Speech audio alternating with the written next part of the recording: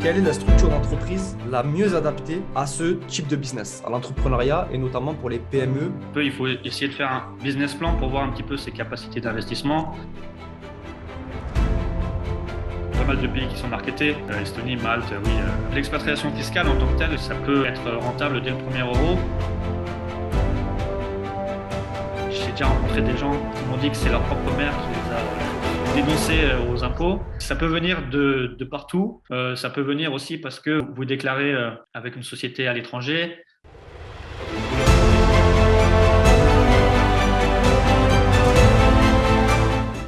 Bonjour à tous, c'est Mehdi. Vous m'avez rarement vu sur la chaîne, mais vous allez me voir de plus en plus. Donc moi, je suis un entrepreneur du e-commerce, de l'import-export. Ça fait déjà pas mal d'années. Mais aujourd'hui, on n'est pas là pour parler de moi. Aujourd'hui, j'ai la chance d'avoir un fiscaliste spécialiste sur les TPME, PME, les TPE, PME, pardon, qui va nous parler de fiscalité et notamment pour le e-commerce. Donc, je vous présente Maxime du cabinet Declarem à Paris. Je vais l'interviewer assez rapidement dans cette vidéo. Je vais y poser des questions que la communauté Limitless Sourcing m'a fait part. Ils m'ont fait part de plusieurs questions liées notamment à l'entrepreneuriat, au e-commerce et à la fiscalité. Et Maxime a gentiment accepté de répondre aux questions, donc c'est parti. Bonjour Maxime, merci déjà d'avoir accepté l'interview. Bonjour. C'est gentil de la part d'un fiscaliste, un vrai fiscaliste là pour le coup, pas un youtubeur fiscalité. Donc, je vais te poser des questions, Maxime. Voilà, le but, c'est que ceux qui regardent cette vidéo, à la fin de cette vidéo, ils aient plus d'informations, plus de connaissances sur la fiscalité, notamment liée à l'entrepreneuriat et au e-commerce. Mais ce sera des questions en réalité assez générales. Donc, la première question que je te pose, c'est déjà, est-ce que tu peux te présenter, nous expliquer qui tu es, ton parcours et qu'est-ce qui t'a amené à être aujourd'hui ici avec moi sur YouTube? Merci. Oui, bonjour à tous. Effectivement, je vous remercie de pouvoir passer sur votre chaîne et de pouvoir présenter un peu les thématiques fiscales qui sont posées par votre communauté ou qui sont posées en général sur la fiscalité sur YouTube. Effectivement, pour parler de moi, je suis juriste diplômé en droit fiscal. Après, j'ai travaillé dans des gros cabinets d'avocats du Big Four et j'ai créé ma société pour faire de la formation en matière de fiscalité, aider aussi les entrepreneurs sur les problématiques fiscales, les accompagner, aussi les mettre en relation avec des experts du droit et du chiffre, type expert comptable ou avocat ou notaire, voilà, pour que chacun puisse s'y trouver par rapport à son activité et puisse être vraiment respecter ses obligations fiscales. Et effectivement, à côté de ça, j'ai fait ma chaîne YouTube qui s'appelle Mon Conseil Fiscal, et sur lequel on essaye de donner beaucoup d'informations en matière de fiscalité pour aider justement les entrepreneurs ou futurs entrepreneurs sur ces problématiques fiscales. D'accord. Et tu disais aussi que tu venais du Big Four, donc des quatre gros cabinets d'avocats américains, si je ne me trompe pas. Oui, j'ai travaillé dans les cabinets d'avocats, enfin expertise comptable, audit et avocat. Voilà, j'ai travaillé pour eux et après je suis parti pour voler de mes D'accord. propres ailes. D'accord, ok. Donc, tu es devenu entrepreneur Voilà, exactement. après être passé chez des gros cabinets. Voilà. D'accord. Et c'est pour ça que je suis passé aussi par ces questions-là de début d'activité, de savoir comment se Yes. structurer. De toute façon, on va en parler après et qui ont fait partie aussi de ma vie d'entrepreneur. D'accord. Et est-ce que tu pourrais nous dire en quoi la fiscalité, parce qu'il y a un mot, c'est un mot qui fait peur, la fiscalité. En France, c'est un mot qui fait peur. En quoi la fiscalité, c'est important pour un entrepreneur du e-commerce? Pourquoi il doit prendre cette discipline au sérieux? Alors, c'est important parce que vous avez déjà, avant de commencer votre activité, vous pourrez être en mesure d'optimiser ce qui est optimisable, voilà, de savoir, de réfléchir avec sa structure professionnelle, de savoir ce que vous voulez faire pour votre activité, pour votre business, et ce qui sera le mieux adapté en matière de structure effectivement juridique, mais aussi en matière de structure fiscale. Est-ce qu'il vous faut mieux une entreprise individuelle? Est-ce qu'il faut être sous le régime micro, régime réel? Ou est-ce que vous pouvez partir sous format société, société à l'impôt sur les sociétés? Voilà, ça vous permettra de réfléchir en amont un petit peu ce qui est le plus intéressant pour vous pour ne pas perdre de terrain sur la fiscalité et également à moyen terme ou à plus long terme d'éviter un contrôle fiscal qui serait un peu plus corsé et d'être déjà dans le respect de toutes vos obligations fiscales parce qu'on est en France. Enfin, on parle pour le moment juste sur le terrain de la fiscalité française. Il y a beaucoup d'obligations, il y a beaucoup de choses à respecter. Ça change assez souvent, notamment dans le cadre du e-commerce. On a vu qu'il y a aussi eu la réforme du e-commerce en matière de TVA à partir du 1er juillet 2021. Donc, il y a des choses à suivre et il faut quand même être assez connecté avec la fiscalité, même si ce n'est pas forcément le plus intéressant lorsqu'on veut se lancer dans le business. Mais il faut pouvoir faire confiance à des professionnels de la fiscalité ou à son expert comptable pour pouvoir justement se concentrer sur son business et optimiser ce qui est optimisable. D'accord. Donc, on peut dire aussi que la fiscalité, quelque part, c'est du droit. C'est vraiment être en accordance, je ne sais pas si on peut dire ça en français, en En compliance avec le compliance. droit français. Voilà. Oui, oui, bah, oui, oui, de toute façon, c'est du droit. En fait, c'est à cheval entre le droit, la comptabilité et aussi, après, dans le business, pour sortir aussi de droit. Mais il y a beaucoup de règles fiscales et de règles OK. comptables. Et en fait, voilà, après, je ne veux pas rentrer dans la théorie fiscale Oui, en bien tant sûr, que bien tel. sûr. Oui, oui. Voilà, je sors d'une fac de droit, d'un M2 en Voilà. droit, OK. euh, du droit fiscal. OK, d'accord. OK, maintenant, on va rentrer un peu plus dans le concret. Alors, on aime bien prendre des exemples. Voilà. Imagine-moi, demain, je me dis, OK, je veux me lancer dans le e-commerce. Je veux commencer à vendre mes produits en ligne. Peu importe, sur Amazon, en dropshipping, peu importe. Je vais importer des produits, voilà.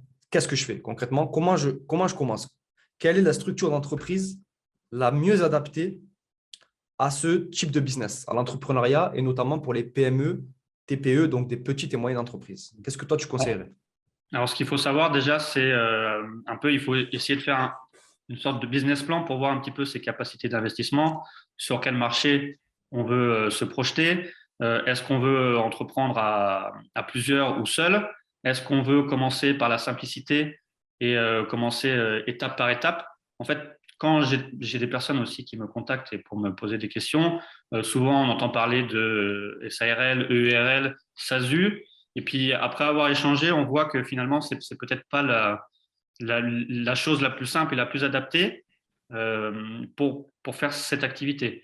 Il y a la grosse machine, effectivement, qui est de passer en société à l'impôt sur les sociétés, mais il y a aussi la possibilité de commencer simplement en tant qu'entrepreneur individuel, de créer sa structure juridique rapidement en quelques clics et d'avoir une structure déjà qui vous permet de faire votre business en respectant vos obligations légales et fiscales, et effectivement de profiter de certains régimes fiscaux, d'être au régime micro-entrepreneur.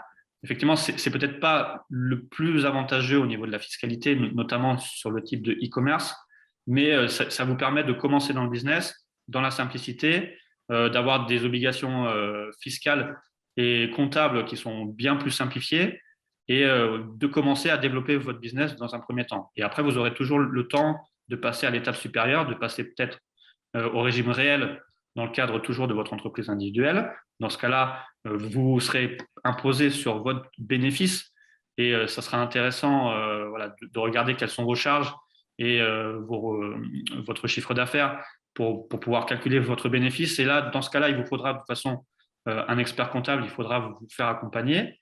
Et, euh, et ensuite, vous aurez, si vous voulez commencer directement plus fort, on va dire, si vous avez plus de capacité d'investissement, que vous aurez plus de charges au début et qu'il faut réfléchir sur comment optimiser tout ça dès le début, de passer sous format impôt sur les sociétés, une vraie structure société type une SAS ou une SASU si vous êtes associé unique, ou une SARL, EURL, qui serait à l'impôt sur les sociétés.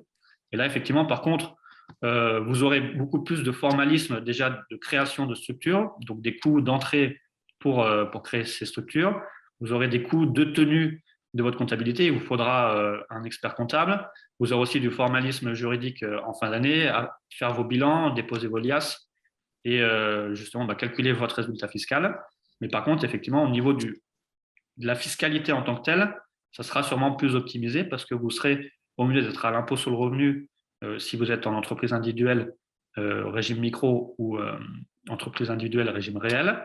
Quand vous êtes à l'impôt sur les sociétés, vous avez votre propre structure, vous êtes à l'impôt sur les sociétés, donc à 15% sur vos 38 120 euros, premier euro de bénéfice. Donc, on va calculer un impôt sur un bénéfice, donc recette moins charge, un chiffre d'affaires moins charge.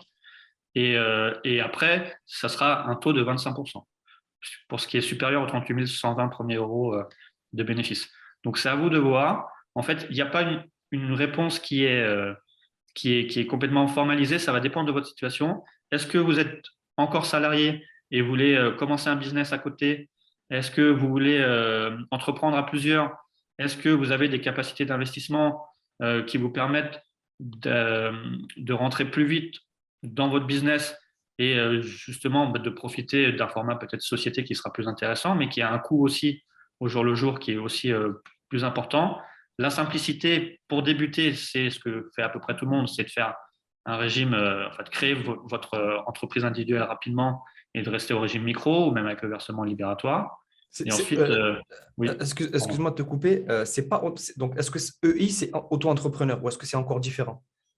Oui, c'est en fait, il y a sur les structures légales, les structures juridiques, soit vous êtes entrepreneur individuel, ou soit vous avez une société à l'impôt sur les sociétés, mais dans le format entrepreneur individuel, vous avez plusieurs régimes fiscaux. Donc, soit le régime réel, donc là, vous allez pouvoir déduire toutes vos charges, ou soit vous êtes au régime micro, donc micro-entrepreneur, c'est ce qu'on entend, auto-entrepreneur, micro-entrepreneur. Et là, finalement, vous allez calculer votre impôt sur votre chiffre d'affaires et vous aurez un abattement forfaitaire qui est censé couvrir vos charges et vos amortissements.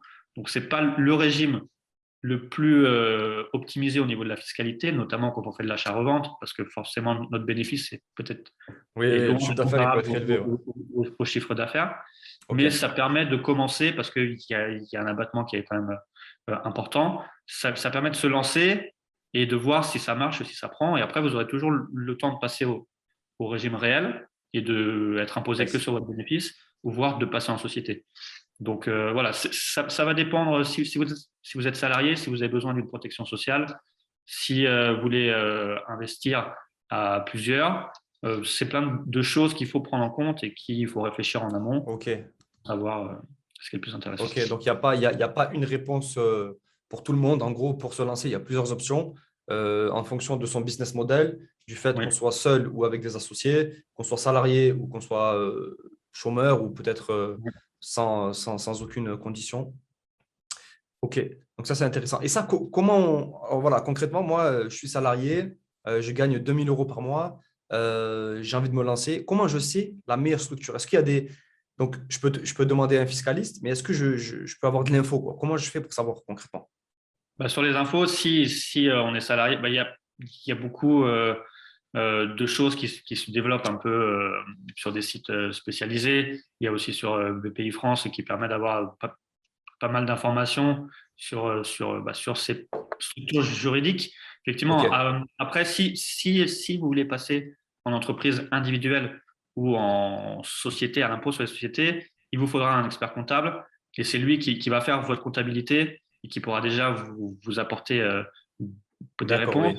Après, effectivement, vous pouvez aussi nous contacter pour qu'on vous aide à définir justement ce qui est le plus intéressant pour vous et savoir si au vu de votre situation, est-ce que dans un premier temps, juste être au régime micro, ça suffit ou est-ce qu'il vaut mieux avoir directement une société et que finalement, vous avez peut-être pas, si vous êtes salarié, vous n'avez pas besoin d'avoir une protection, enfin de repayer encore pour une protection sociale, ou si vous êtes à Pôle emploi, de regarder est-ce qu'il vaut mieux pas monter une structure et continuer à toucher Pôle emploi. Voilà, il y a plusieurs choses à réfléchir pour voir ce qui est le plus intéressant. Ok, d'accord, je comprends. Et est-ce que tu pourrais nous citer des erreurs de débutants que tu as vues au cours de ta carrière en fiscalité ayant des conséquences terribles, on va dire, ou des conséquences financières ou néfastes, on va dire des conséquences néfastes pour l'entrepreneur? Est-ce que tu as des exemples ou voilà, est-ce que tu pourrais nous éclairer un peu sur des erreurs?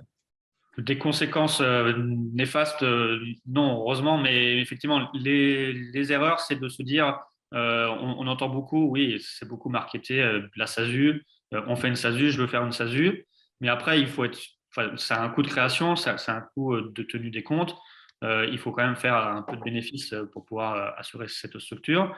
Donc, la première erreur, ça serait de vouloir optimiser avant même d'avoir fait son business plan et de ne pas être sûr que dans 2-3 ans, on continue cette activité? Est-ce qu'on veut vraiment se lancer dans son entreprise ou c'est juste quelque chose qu'on veut tester sur quelques mois? Ça permet de savoir déjà ce qui est le plus favorable. Et c'est ce que j'ai dit un petit peu avant, qu'en entretien, quand j'ai des gens qui viennent, qui me disent je veux faire une SASU, je veux faire une SASU, et finalement on ne comprend pas trop le mécanisme et on s'aperçoit que c'est plus pour avoir une activité annexe et que finalement on n'a pas trop envie de se prendre la tête avec les déclarations fiscales et comptables et le régime micro serait plus intéressant.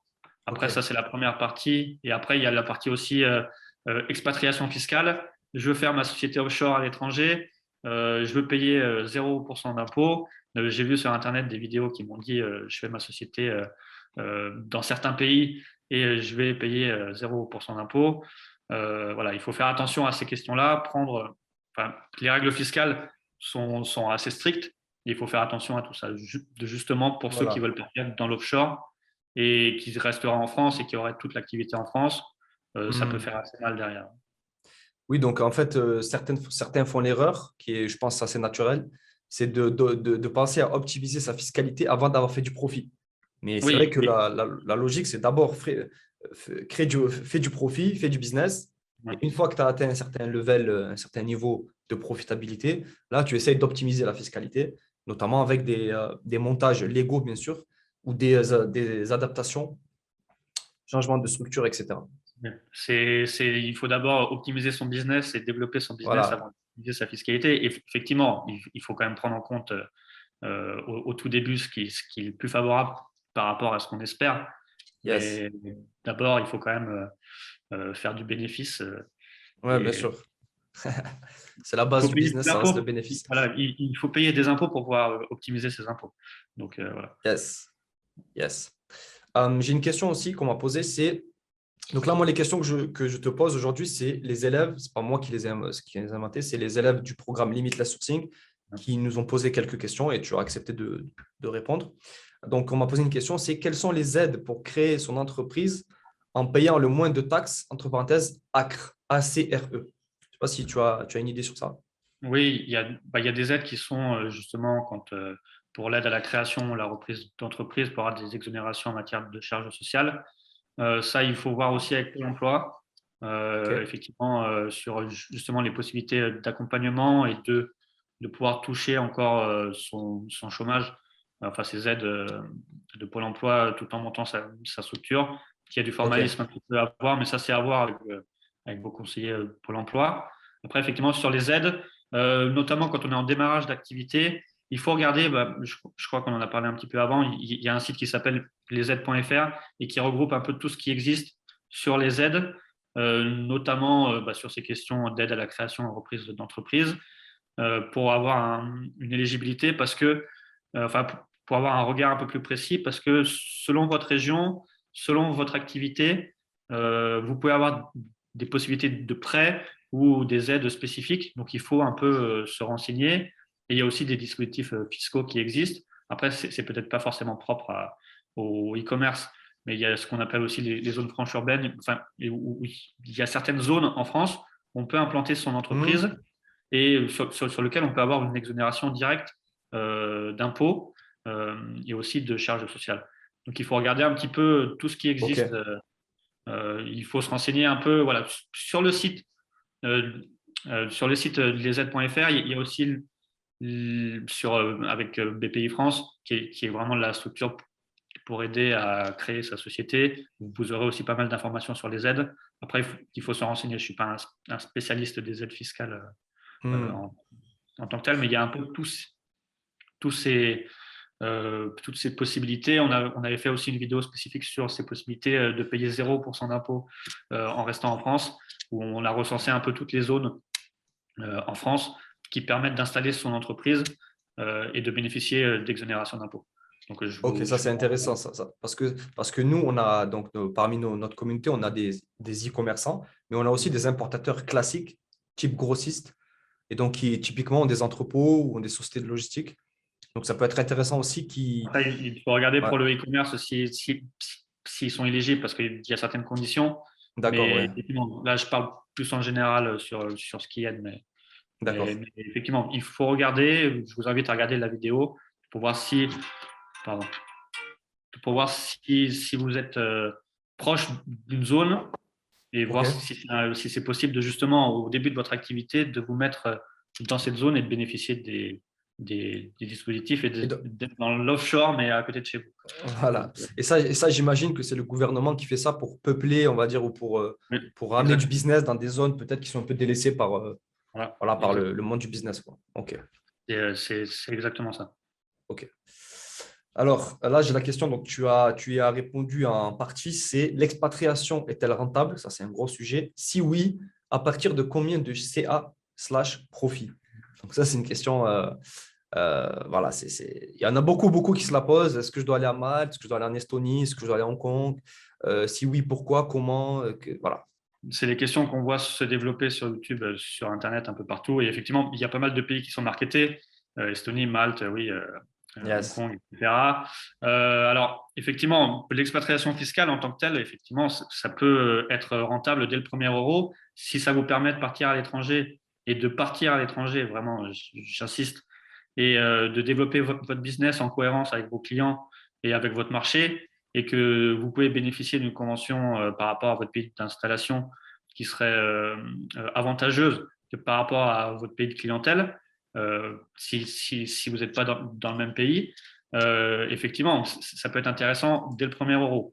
Après, en matière de fiscalité internationale, la problématique, c'est ceux qui veulent faire de l'offshore et finalement qui veulent s'expatrier mais rester en lien avec la France ou travailler en fait avec une clientèle française et, et qui pourraient tomber sur des problématiques en matière de résidence fiscale ou d'établissement stable et que l'administration fiscale pourrait venir chercher sur une fiscalité française et estimer que en fait, l'expatriation qui a été faite par ces personnes-là est une fausse expatriation et qui sont toujours résidents fiscaux en France, que leur entreprise est en France et doit être imposée en France.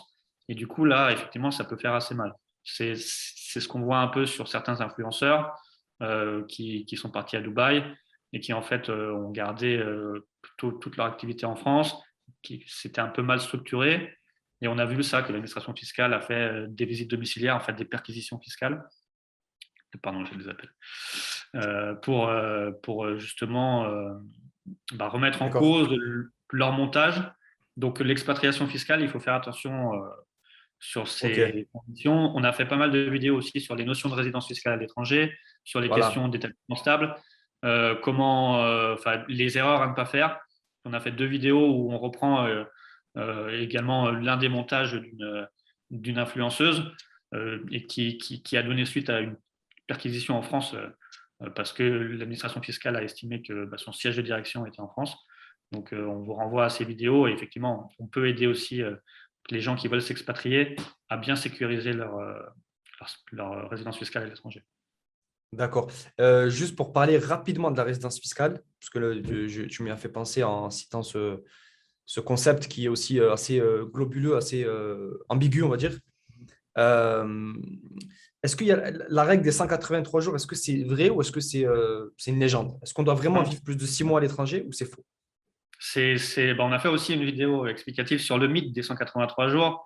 Ok, Oui, parce que c'est les questions, effectivement. Je vois quand je discute avec certaines personnes, ils me disent c'est bon, je vais partir 183 jours à l'étranger et je suis tranquille. Mais c'est pas vraiment comme ça que ça marche.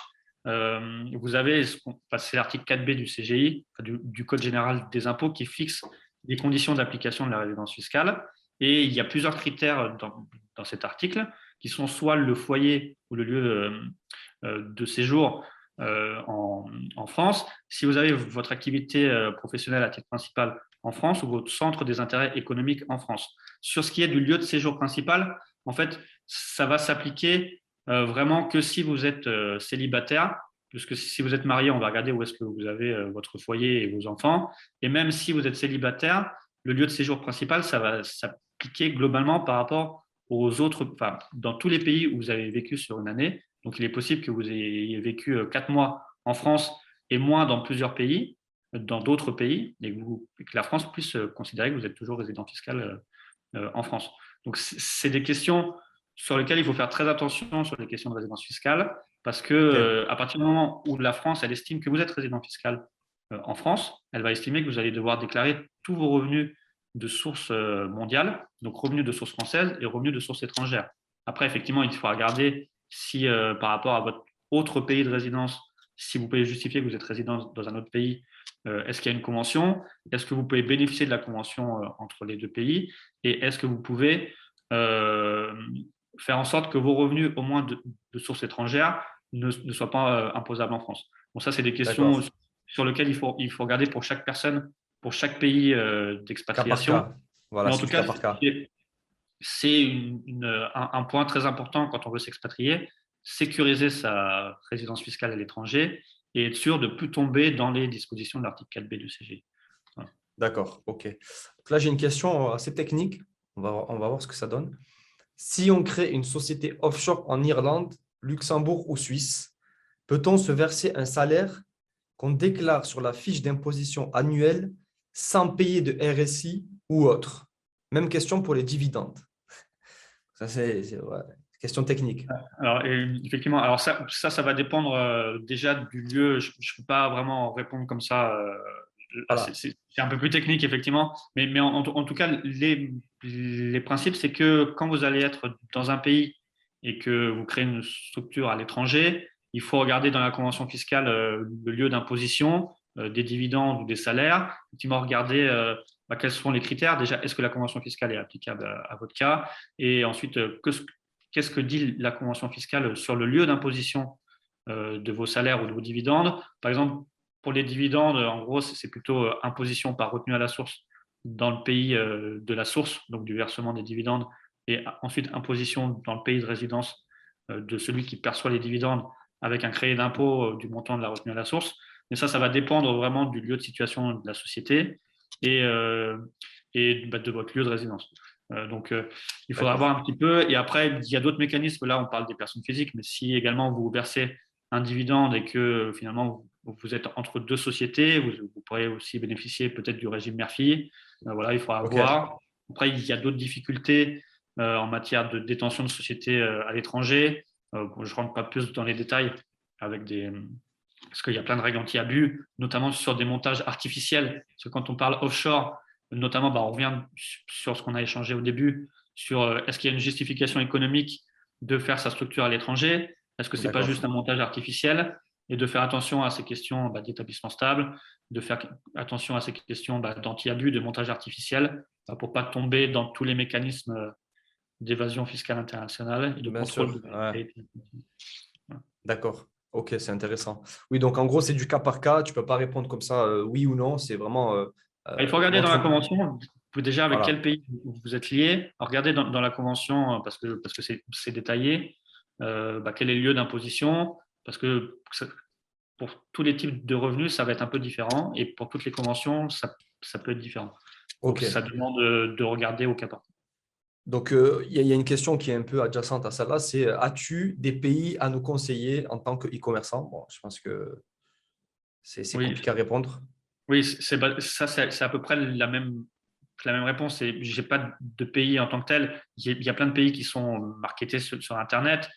Sûrement, s'ils sont marketés, c'est qu'il y a quand même quelque chose d'intéressant à voir avec ces pays-là. Après, les meilleurs pays, c'est ceux qui sont le mieux connectés avec votre clientèle et sur lesquels vous aurez les meilleures conventions fiscales si vous êtes dans des pays différents qui vous permettront d'optimiser au maximum le lieu d'imposition de vos revenus.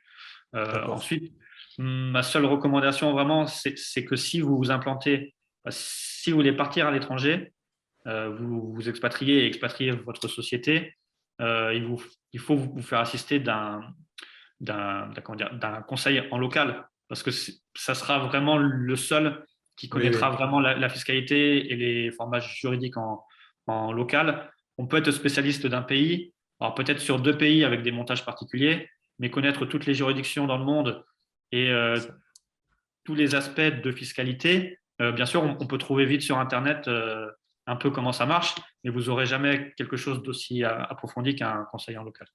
Donc Ok. voilà, c'est plutôt Voilà, ma parce que nous, en France, on pense beaucoup à la Suisse. Bon, on parle beaucoup de la Suisse qui est à côté. On parle du Luxembourg aussi. Donc, est-ce que c'est vrai qu'on peut considérer ces pays comme des paradis fiscaux?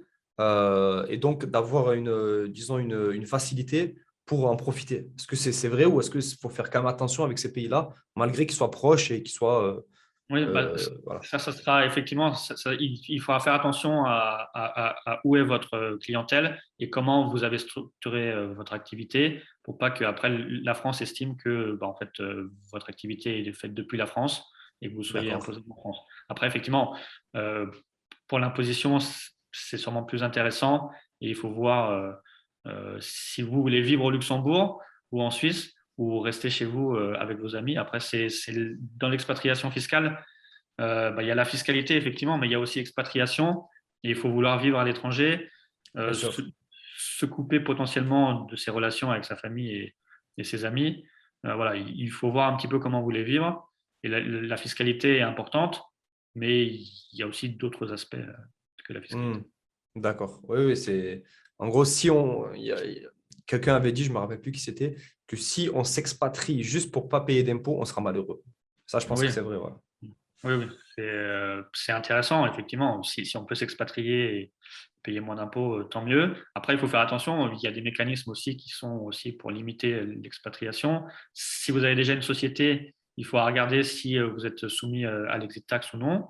Donc voilà, on a fait aussi des vidéos explicatives pour ces questions-là, parce que sinon, vous aurez un déclaratif particulier à faire. Même si l'exit tax maintenant a été grandement, enfin, son champ d'application a été diminué et finalement, vous pouvez profiter d'un sursis d'imposition assez facilement. Mais voilà, il y a plein de choses que effectivement il faut anticiper. Est-ce qu'on crée directement son business à l'étranger et on part à l'étranger pour vraiment avoir plus d'impact avec la France, ou est-ce qu'on est en France et on structure un peu pour bénéficier des régimes fiscaux français intéressants? D'accord. Il y a une question aussi qui est intéressante, que tout le monde se pose, je pense. C'est est-ce que c'est vraiment possible de ne pas payer d'impôts? Est-ce que concrètement, est-ce que c'est possible? Légalement parlant, en théorie, en pure théorie, est-ce que c'est possible? Oui, c'est un peu compliqué. Oui, vous pouvez toujours optimiser au maximum vos revenus. Après, il faut voir un petit peu comment est structurée votre société, vos charges.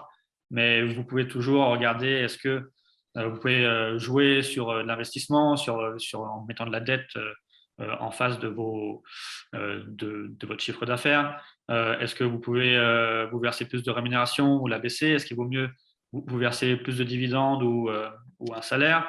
Voilà, il y a plein de choses à mettre en place. Regardez aussi s'il y a des zones qui vous permettent de bénéficier, oui, de 0% d'impôt en France, comme on a dit en début de vidéo. Et après, vous avez d'autres montages quand on est vraiment en structure société, comme le régime Murphy, puis l'intégration fiscale, qui permettent de gommer pas mal de fiscalité sur les aspects intragroupes. Donc, D'accord. effectivement, c'est possible. Il faut voir un petit peu comment faire, comment vous pouvez investir et comment vous pouvez piloter un peu vos revenus. Voilà, D'où l'utilité d'un fiscaliste. C'est voilà, ça, en fait, exactement. un fiscaliste, lui, il est là. Payer un fiscaliste, de toute façon, c'est censé être rentable. Voilà, Voilà. pour justement voir une économie d'impôt et aussi faire attention à comment OK. sécuriser aussi sa fiscalité. D'accord. Il y a rentabilité pour éviter un contrôle fiscal qui coûtera plus cher après ou en amont, justement pour optimiser ce qui est optimisable. D'accord. Moi, je me rappelle de Xavier Niel qui disait que la France était un paradis fiscal. Et bien sûr, on va dire l'avis majoritaire de l'entrepreneur français qui lui dit que c'est un enfer fiscal. Donc là, un paradis ou enfer? Oui, oui. Ah, c'est plutôt enfer fiscal. Alors, paradis fiscal, oui, selon certaines structures, notamment, comme ça, c'est pour les gros groupes qui viennent faire de la dette en France. Après, pour ceux, là, on était parti sur les entrepreneurs qui veulent commencer, TPE, Voilà. PME. Effectivement, c'est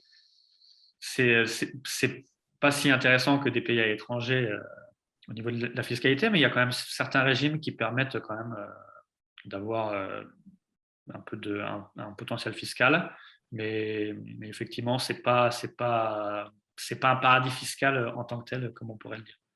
D'accord. Donc, ce n'est pas un paradis fiscal, Et c'est si vous êtes plutôt… un groupe, voilà, effectivement, que vous venez faire de la dette en France, après, derrière, si vous faites juste votre business et que vous devez payer vos impôts, effectivement, bah, Si Ok. on ne peut pas trop piloter votre activité, on ne pourra pas trop optimiser. Oui, oui, non, mais là, c'est vrai que là, on parle plus des PME, donc de petits entrepreneurs. On peut dire, sans non plus tomber dans la démagogie, que la France, ça reste un pays qui taxe quand même pas mal par rapport à ses concurrents comme la Belgique ou la Suisse Oui, ou des pays d'Europe du Nord, voire même l'Angleterre. Je ne connais pas trop l'Angleterre, mais apparemment, c'est un peu plus, c'est un peu moins taxé. Donc, on peut dire que la France est un peu plus dure. Voilà. oui. Après, il y a certains mécanismes qui sont très intéressants aussi en France, notamment lorsqu'on veut transmettre, aussi quand on veut céder. Il y a des possibilités d'abattement, il y a des D'accord. possibilités de transmission vraiment très intéressantes en France. Mais si on prend sur la globalité de l'imposition en France, effectivement, c'est OK. euh, c'est plus un enfer fiscal qu'un paradis. D'où l'intérêt, encore une fois, d'un fiscaliste. L'avenir radieux pour les fiscalistes en France, Voilà, si je comprends. exactement. Bah, plus il y a de fiscalité, effectivement, plus il y a de choses à connaître et à anticiper. Donc, OK. Il y a une question intéressante aussi, c'est, alors la question c'est, est-ce illégal d'optimiser sa fiscalité? Moi, je la reformulerai en disant, où est la frontière entre l'optimisation fiscale et l'évasion fiscale? Parce que ça, on a l'impression que comme tu disais, les gros groupes ou les riches, entre parenthèses, sans faire de démagogie, ou même les politiques, etc., eux, à chaque fois qu'on parle de leurs affaires fiscales, c'est légal. Tout est légal. Donc, c'est quoi la différence, évasion ou optimisation? ouais, bah, ce qui est justement cette différence évasion-optimisation, c'est justement entre ce qui est légal et non légal. On l'a vu dernièrement avec l'affaire des Pandora Papers, qu'il y a beaucoup de montages qui sont remontés, effectivement, de politiques ou de personnes connues, et finalement que peu de ces montages sont illégaux et peuvent rentrer dans l'évasion fiscale ou dans la fraude fiscale. Parce qu'il y a des dispositifs qui permettent de passer par certains pays et d'avoir effectivement de l'optimisation plutôt agressive. Effectivement, en général, ça coûte bien plus cher et on ne parle pas des TPE, PME pour faire tous ces montages, mais il y a quand même des limites qui sont pouvoir tout ce qui est montage artificiel, la délocalisation de vos actifs à l'étranger, effectivement, sans substance économique et sans pouvoir justifier de pourquoi vous avez mis votre société dans tel pays. Il y a aussi l'abus de droit qui existe en France, justement pour tout ce qui est acte fictif ou des montages, enfin une application littérale des textes dans un but exclusivement fiscal. Même maintenant, il y a le mini-abus de droit avec un but principalement fiscal. Il y a pas mal de clauses aussi anti-abus qui existent en France, notamment en matière d'impôt sur les sociétés, sur le régime mère-fille. Voilà, il y a beaucoup de choses qui existent et également en matière de fiscalité internationale, sur les transferts indirects de bénéfices, sur les questions en matière de prix de transfert. Ça, c'est des choses qui peuvent arriver après quand vous avez une structuration à l'international et vous avez des refacturations intra-groupes ou comment piloter justement les refacturations entre les sociétés. Il y a des mécanismes qui existent, mais après, effectivement, à partir du moment où vous développez et que vous pouvez justifier pourquoi vous avez fait une société aux Seychelles ou ailleurs, comme on a vu là pour un politique en France, il n'y a pas d'évasion fiscale en tant que telle, c'est l'optimisation fiscale. OK, Après, il y a la morale qui dit est-ce que c'est bien ou pas, mais bien sûr. au niveau Bon, du droit, la morale pour les PME, TPE, je pense qu'eux, ils n'ont pas, genre les petits entrepreneurs, s'ils peuvent économiser de l'impôt, oui. c'est pas de l'évasion fiscale, ils ne vont pas s'acheter un moment là, quoi. Là, on est vraiment dans le. Il C'est utile, on va faut, dire. Ouais, ouais. c'est utile. Surtout au démarrage d'activité, c'est plutôt connaître les règles en matière Voilà. de fiscalité, faire attention pour qu'il n'y ait pas un contrôle fiscal et qu'on perde tout le bénéfice de son activité en redressement d'impôts. De faire attention, c'est plutôt du compliance au début que de l'optimisation fiscale en tant que telle. Ça vient Voilà. peut-être dans un second temps, on veut développer un groupe, c'est justement de voir un peu ce qu'on peut mettre en place ou si on veut développer une activité à l'étranger. Mais au départ, oui, c'est plutôt du respecter les obligations fiscales et tout ce que l'administration fiscale nous demande de remplir. D'accord. Il y a une question qui est intéressante aussi, c'est pourquoi certains subissent des contrôles fiscaux. Moi, je me pose la question aussi, qu'est-ce qui sonne l'alerte pour le fisc? En gros, voilà, lui, je vais aller contrôler, je vais regarder ce qu'il fait. C'est quoi qui.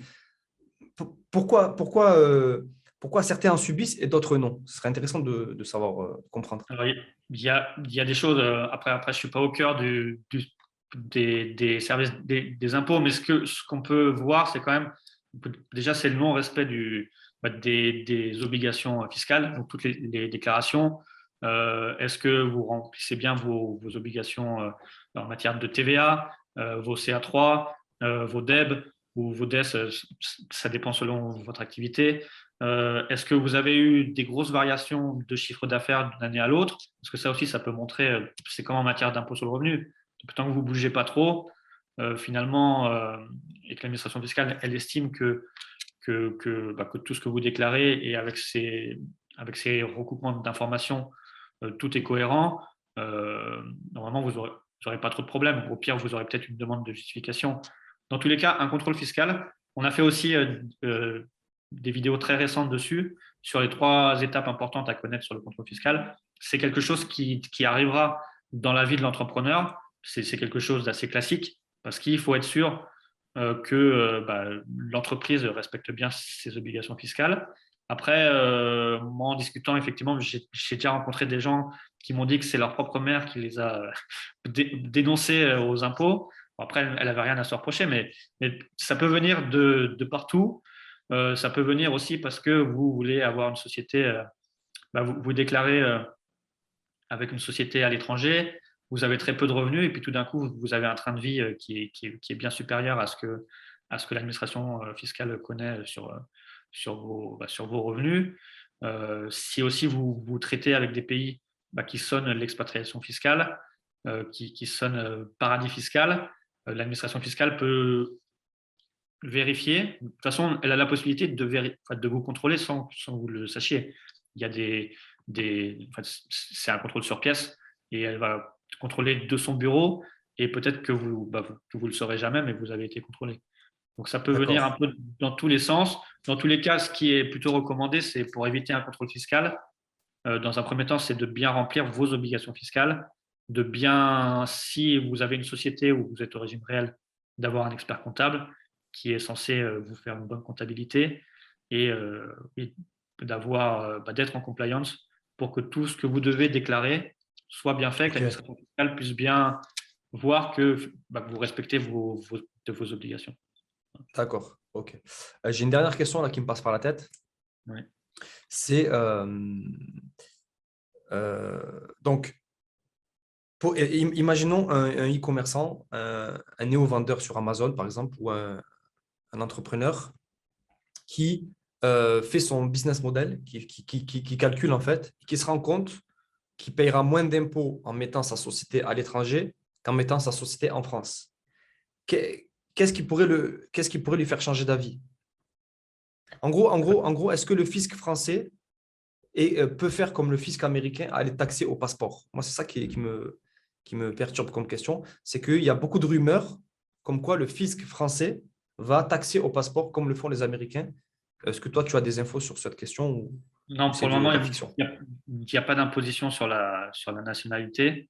Il y avait ces questions-là avec la convention fiscale avec Andorre, parce qu'il y a eu il y a une petite, un petit bout de phrase qui dit que après, si on est national français et qu'on est domicilié à Andorre, la convention fiscale ne s'appliquerait pas. Mais c'est dans l'attente que la France mette en place un impôt sur la nationalité. Après, là, il faut différencier ce qui est personne physique et entreprise. Pour le moment, ce n'est pas le cas. Vous avez le droit d'avoir une activité à l'étranger, de gérer un business qui est à l'étranger. Après, il faut qu'il soit bien structuré. Il faut il faut que la société à l'étranger ait une vraie substance économique et que il faut plutôt recommander d'avoir des salariés sur place et d'avoir vraiment une autonomie de gestion sur place pour que l'entreprise soit effectivement dirigée depuis l'étranger et qu'il n'y ait pas de problématique, notamment en matière d'établissement stable. Parce que si vous créez votre société à l'étranger, mais que vous êtes le seul dirigeant en France et que vos clients sont en France et que vous faites tous vos contrats depuis la France, que vous avez votre site internet en français, que vous apparaissez comme celui qui fait toutes les opérations depuis la France, là, il y a quand même un gros risque d'établissement stable. Et dans ce cas-là, c'est imposition de revenus en France. D'accord. Vous avez activité occulte en France parce que c'est pas déclaré, donc avec des majorations qui peuvent aller à 80%, un délai de prescription qui peut monter à 10 ans. Enfin, ça peut Ah faire assez oui, mal. Et si les montants de redressement sont supérieurs à 100 000 euros en droit, vous avez de la fraude fiscale derrière. Donc voilà, il faut quand même faire attention sur la sécurisation de son activité, notamment si vous le faites à l'étranger, pour que vous n'ayez pas de problème avec la France. ok. Et donc, le meilleur moyen de n'avoir aucun problème, c'est d'avoir une résidence fiscale effective dans un autre pays, avoir sa société dans ce pays-là, et en gros, ne plus être au régime français, même pourquoi pas ne plus avoir la carte vitale ou ne plus avoir tout- Oui. en fait, Bah, ne plus avoir de relation avec la France, quoi. Et là, on est ça, safe. ça, c'est l'idéal, oui, effectivement. Si vous partez à l'étranger, que votre société est à l'étranger et que vous-même, vous êtes résident fiscal à l'étranger, effectivement, et que vous n'avez plus de revenus de source française, vous n'avez plus rien à voir avec la France. Et effectivement, là Même, c'est même si on fait du business avec la France, même si, par exemple, on vend nos produits sur le marché français. bah, ça va dépendre du taux de clientèle. Voilà, il faut regarder un petit peu. Ça, c'est par cas par cas. Oui, oui, Il ok. Comment est structuré? Est-ce que vous avez des salariés sur place à l'étranger? Est-ce que vous avez la totalité de votre business en France ou aussi dans d'autres pays? De regarder est-ce que votre dirigeant est vraiment à l'étranger ou en France? Où est le siège de direction effective de votre entreprise? Ok, Voilà, c'est des choses sur lesquelles il faut bien sécuriser à la fois sa résidence fiscale personnelle et la résidence fiscale de l'entreprise avec ces questions d'établissement stable. Après, effectivement, c'est des choses sur lesquelles nous, on peut accompagner les personnes pour faire des formations et leur dire les erreurs à éviter. Il y a aussi la d'accord. possibilité de les accompagner en dialogue avec l'administration fiscale s'ils veulent vraiment sécuriser leur, comment dire, leur activité. Il y a des possibilités de rescrit d'établissement stable. Et là, après, effectivement, ça vous protège auprès de l'administration fiscale de tout contrôle fiscal, parce que vous aurez la position de l'administration fiscale qui vous dira que, au vu de votre activité, comme c'est présenté, nous on estime que tant que vous restez comme ça, parce que ça vaut que par rapport à la présentation de la situation, nous, il n'y a pas de fiscalité en France et vous êtes tranquille. Voilà. D'accord, ok. Très bien. C'est Ah, yes, c'était clair. Donc, j'en profite pour faire de l'autopromotion. Donc, Maxime va intervenir dans la formation Limitless Sourcing pour les élèves uniquement, bien sûr, sur des questions fiscales beaucoup plus poussées, notamment pour tout ce qui est vendeur Amazon FBA, dropshipper et importateur. Donc, si vous voulez, vous pouvez nous rejoindre, vous pouvez rejoindre le programme Limitless Sourcing, vous avez les liens en description. Et aussi, j'aimerais te poser la dernière des dernières questions, c'est comment on fait pour travailler avec Maxime, pourquoi travailler avec Maxime et donc, au-delà de s'abonner à ta chaîne YouTube, si on a compris, on s'abonne à ta chaîne YouTube, tu as fait plein de vidéos. D'ailleurs, tu as fait des super vidéos sur les candidats à la présidentielle. Et ça, c'est intéressant. C'est que tu On a analyses en commencé, fait chaque candidat et la politique fiscale de chaque candidat, droite, gauche, etc. Donc, ça, c'est plutôt intéressant. Mais au-delà de ça, euh, voilà, comment, quels sont les profils qui t'intéressent, entre parenthèses, et comment on te contacte, comment on travaille avec toi? oui, alors, c'est bien sûr, abonnez-vous à la chaîne YouTube parce que le Yes, but, c'est de fournir beaucoup de contenu gratuit.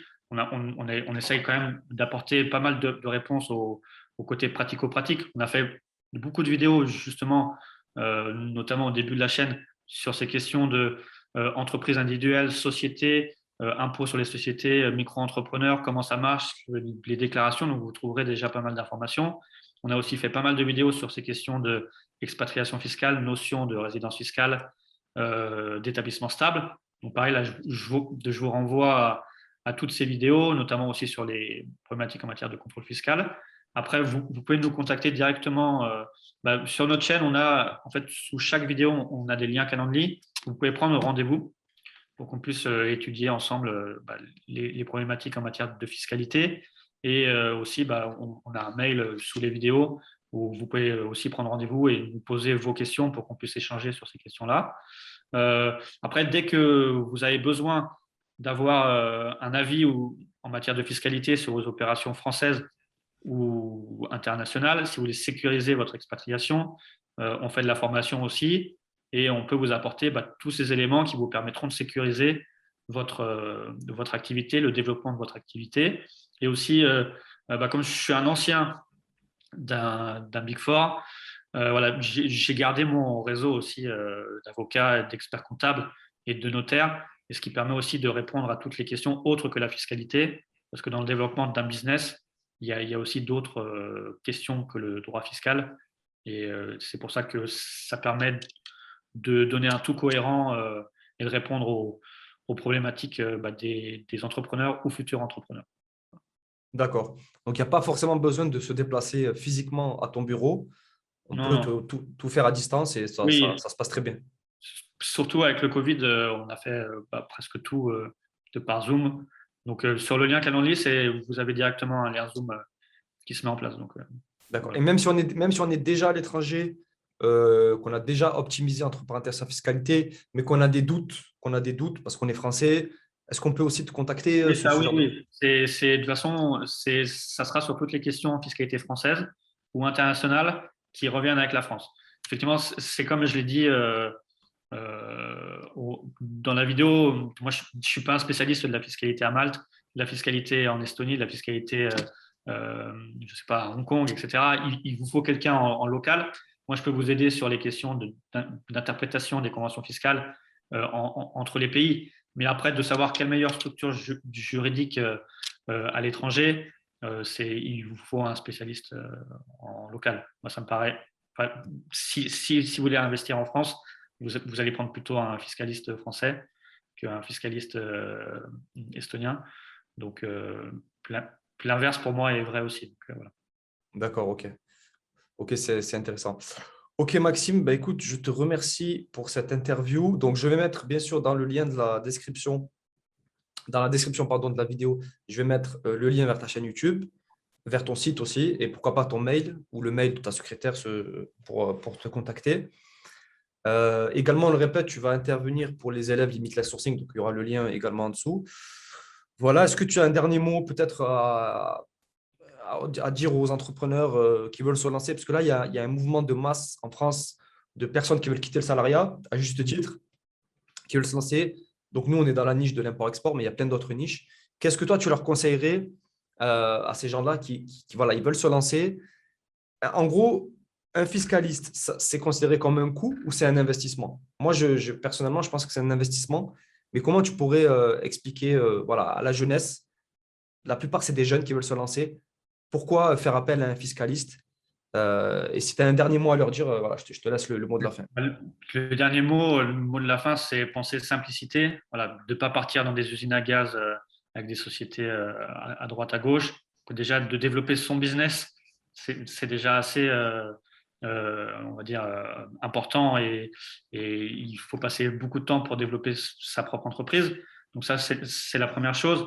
Et après, sur la fiscalité, effectivement, c'est un investissement parce que ça vous permet d'être clair au début sur ce qu'il faut faire pour développer votre entreprise, de sécuriser vos opérations, c'est ce qu'on a vu sur les questions d'expatriation de résidence fiscale, et ensuite d'éviter un contrôle fiscal ultérieur qui pourrait arriver quelques années plus tard et d'éviter des conséquences qui pourraient remettre en cause l'activité de la société.